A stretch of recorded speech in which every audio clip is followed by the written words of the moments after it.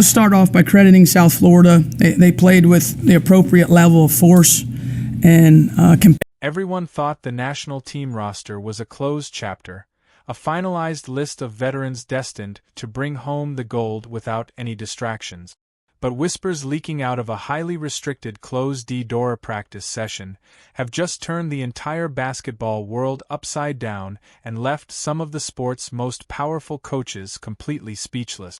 Rumors have been swirling for weeks about what really happens when the cameras stop rolling and the rising stars face off against the established veterans in environments where pride is the only thing on the line.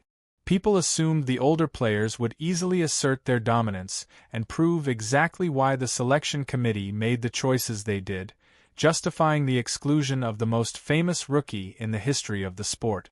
Instead, eyewitnesses from a recent high-level scrimmage say Caitlin Clark stepped onto the hardwood and executed moves so flawless and unprecedented that the entire gym fell dead silent. She wasn't just playing basketball. She was putting on a master class that completely dismantled the defensive strategies of the best players in the world. It was a moment of pure, undeniable talent that instantly validated every single fan who argued she was robbed of a spot on the global stage. The sheer intensity of the scrimmage reportedly caught the veteran players completely off guard, as they expected a timid newcomer who would naturally defer to their seniority. But the rookie arrived with a visible chip on her shoulder, fully prepared to exploit every single weakness in the national team's defensive armor. What happened over the course of that session was nothing short of a basketball revelation, exposing the glaring flaws in an old-school mentality that prioritizes tenure over transcendent ability. But the unbelievable shots she took that day were only the very beginning of a much larger, far more controversial story. What unfolded next on that practice floor completely defied the laws of physics and exposed the glaring gaps in the veteran squad's defensive schemes. Clark began pulling up from well beyond the logo, sinking consecutive shots with a release so fast that the seasoned defenders couldn't even get their hands up in time to contest the ball. We are talking about deep, incredibly difficult threes that are normally considered terrible shots for anyone else. But for her, they were dropping with terrifying consistency. The coaches standing on the sideline, the very same people who forcefully argued that she needed more time to develop before facing international competition, were allegedly exchanging nervous glances as the net kept swishing without the ball ever touching the rim. She was drawing double and even triple coverage the second she crossed half court, creating a chaotic, unmanageable gravitational pull that the established national team simply did not know how to handle. Every time they tried to aggressively trap her in the corners or blitz her on the pick and roll, she found an impossible escape route, completely neutralizing the physical play that veterans usually rely on to intimidate younger players. The sheer offensive pressure she applied was unlike anything the coaching staff had prepared for, highlighting exactly what the official roster was desperately missing when it came to stretching the floor. Defenders who have won multiple championships and defensive awards were reportedly left looking entirely helpless, their footwork rendered obsolete by a player who seemingly possessed unlimited shooting range. This wasn't just a lucky streak. It was a systematic dismantling of a defensive philosophy that had governed the national team for over a decade.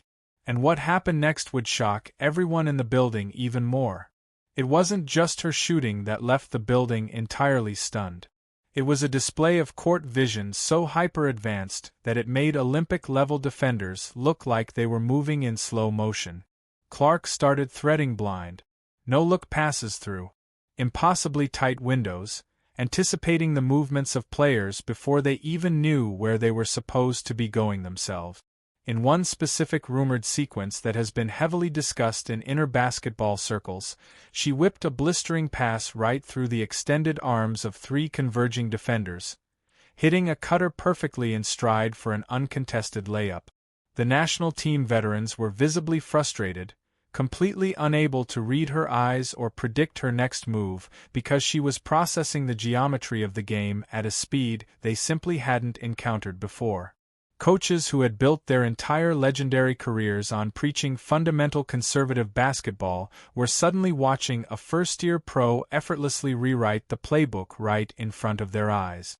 Her ability to mentally manipulate the defense, forcing them to overcommit to the threat of her shooting, only to punish them with a devastating assist, was an absolute nightmare for the opposing sideline to strategize against. It became glaringly obvious to every single person in that gym that her basketball IQ was not just ready for the global stage, but it was arguably superior to the seasoned veterans who were supposed to be the undisputed gold standard. She was essentially playing chess while the greatest defensive stoppers in the country were playing checkers, reacting a full second too late to every single decision she made. But that astonishing display of offensive mastery wasn't the whole story. To truly understand the massive weight of what happened in that gym, you have to look back at the wildly controversial, highly criticized decision that sparked this entire firestorm in the first place. When the official Olympic roster was announced to the public, and Clark's name was glaringly absent from the list, the selection committee aggressively hid behind the excuse of veteran experience and the vital need for established chemistry. They claimed the international game was far too physical, demanding, and nuanced for a rookie to handle, completely ignoring the undeniable fact that she had just spent her entire collegiate career breaking every scoring record imaginable under immense, suffocating pressure. The mainstream media narrative immediately tried to spin the exclusion as a necessary rite of passage, suggesting that rookies simply need to wait their turn regardless of their actual quantifiable talent or impact on the sport. But the public wasn't buying a single word of it, and the sheer volume of global outrage proved that the fans instantly recognized a deeply political decision when they saw one. It felt significantly less about assembling the absolute best basketball talent in the country and far more about protecting the fragile egos of older players who felt deeply threatened by the sudden arrival of a generational superstar.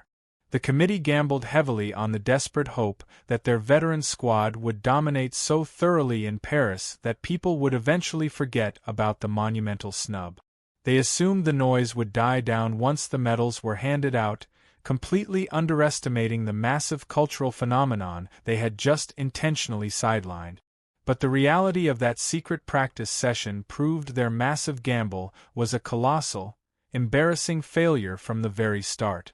The undeniable truth of her overwhelming skill level has actually started to severely crack the unified front of the coaching establishment, leading to some truly unexpected headline-making public admissions.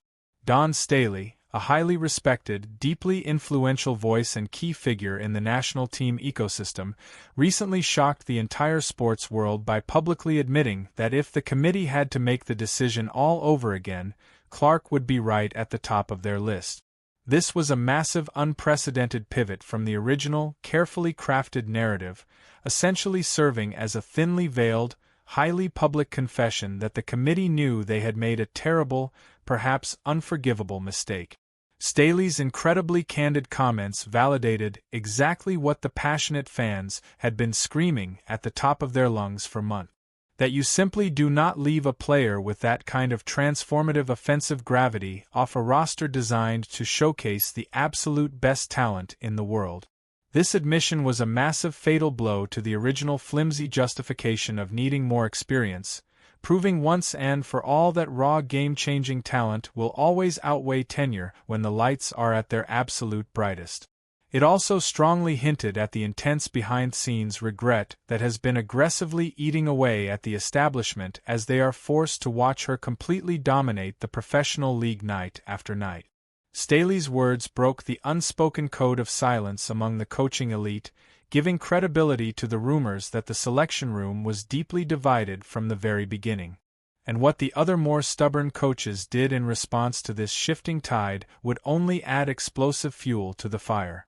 While some highly respected figures like Staley were willing to swallow their pride and acknowledge the undeniable reality of the situation, others aggressively doubled down on their defensive posture, creating a toxic, heavily scrutinized atmosphere of stubbornness. Coach Cheryl Reeve, who has historically been fiercely protective of her veteran players and incredibly dismissive of outside noise, suddenly found herself squarely in the crosshairs of intense, unforgiving public scrutiny as Clark continued to shatter expectations. Reeve's highly defensive social media activity and incredibly frustrated media responses painted a crystal-clear picture of an old-school establishment desperately clinging to a crumbling hierarchy that was rapidly fading into irrelevance. There were widespread, persistent whispers of intense, cutthroat locker room politics where older established players allegedly banded together in a coordinated effort to ensure the new, wildly popular face of the league was kept entirely in her place.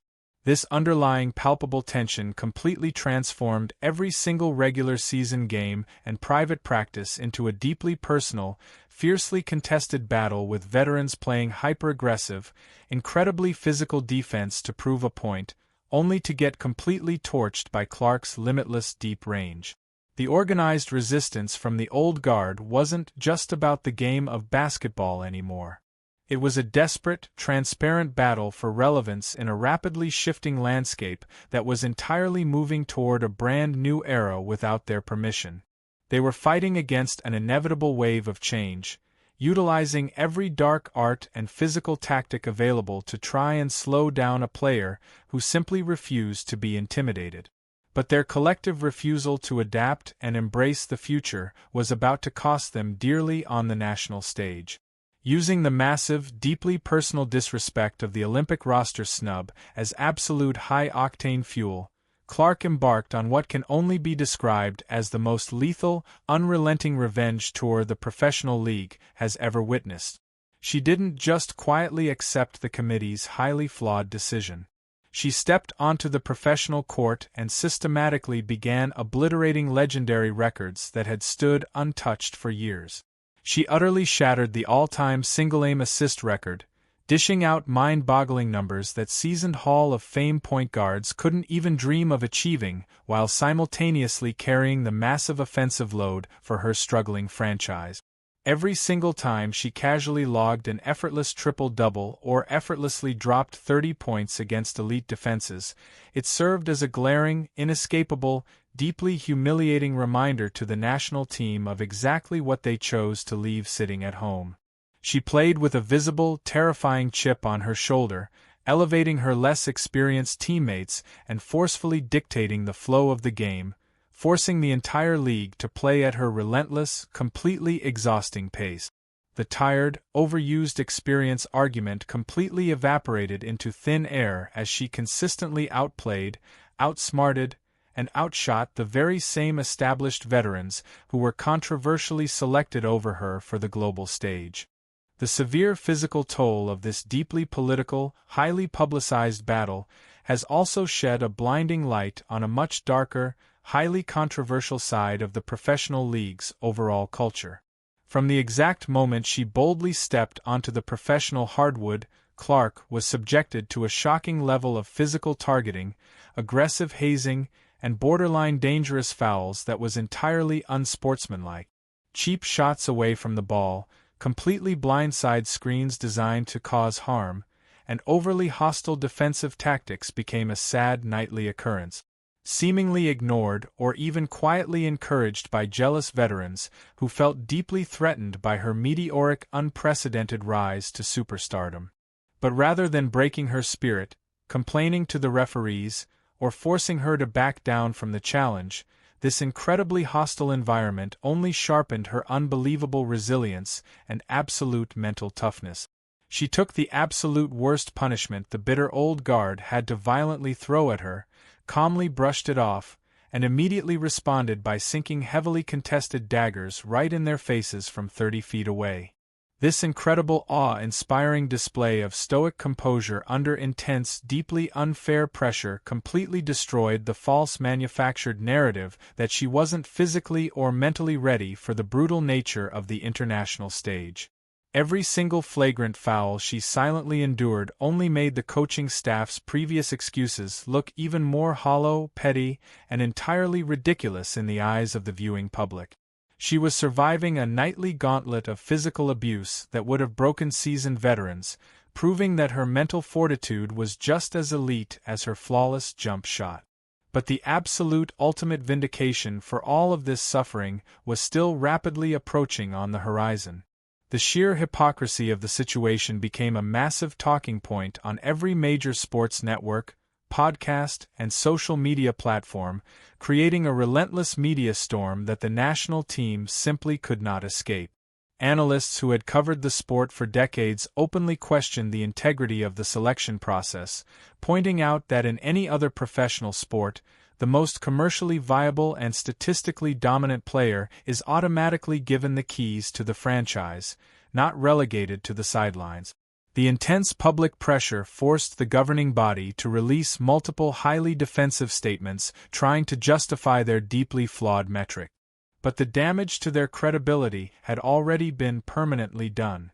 Fans started actively comparing Clark's controversial snub to some of the greatest historical injustices in sports history, drawing direct parallels to legendary players who were left off iconic rosters due to petty personal grievances rather than actual basketball merit. The intense scrutiny placed a massive, suffocating magnifying glass on every single mistake the national team made during their preparation, turning what should have been a celebratory victory tour into an incredibly tense, highly defensive campaign. Every missed three-pointer, every sloppy turnover, and every uninspired offensive possession by the veteran squad was instantly clipped, widely shared, and ruthlessly compared to Clark's flawless highlight reel from the night before. The incredible irony was that by desperately trying to avoid the supposed distraction of a highly publicized rookie, the committee had actually created the biggest, most disruptive media circus the program had ever seen. And what emerged from the ashes?